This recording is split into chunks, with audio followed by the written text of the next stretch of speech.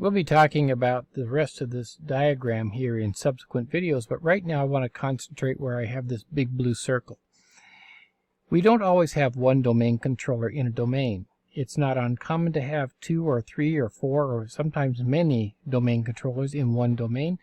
And the reason we might do that would be that let's say that this domain is spread out across buildings or even across the country. So I might have a domain controller in Seattle and another domain controller over in Chicago somewhere.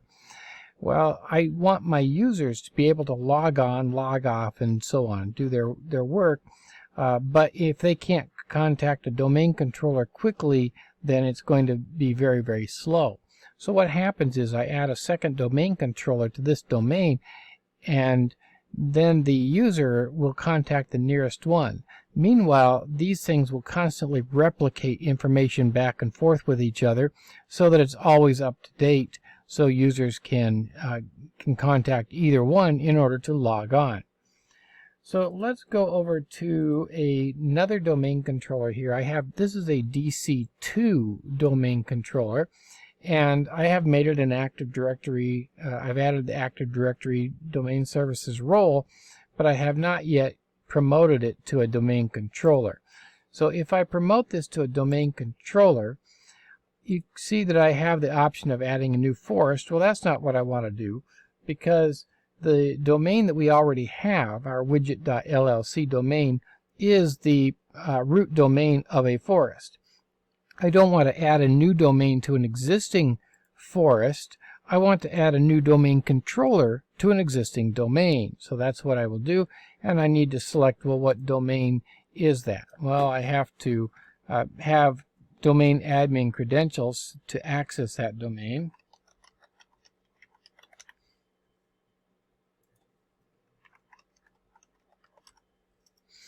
And now it's going to go out and look for that domain. Now I have to have the original domain controller running, which I do. I also have to make sure they're both on the same IP subnet, which they are. So in a moment we should populate with our domain.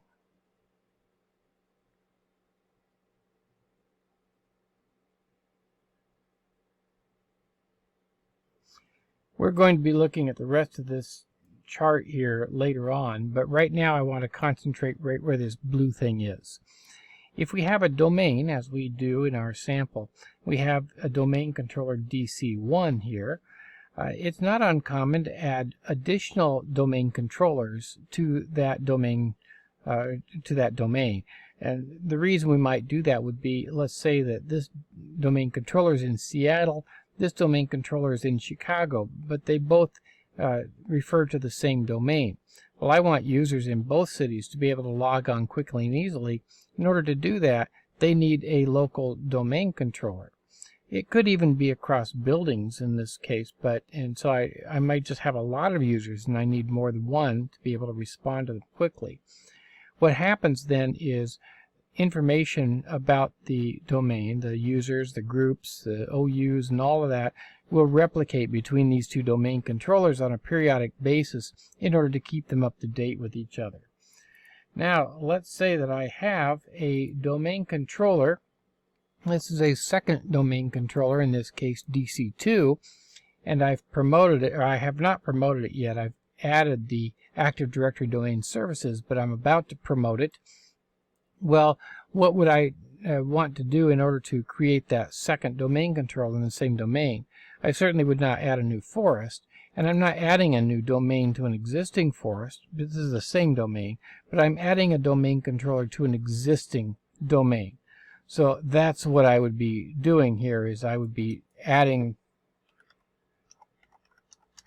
then a domain controller to my widget LLC domain, and I'm not going to take the time to follow this through on here, but this is how we would add that second domain controller.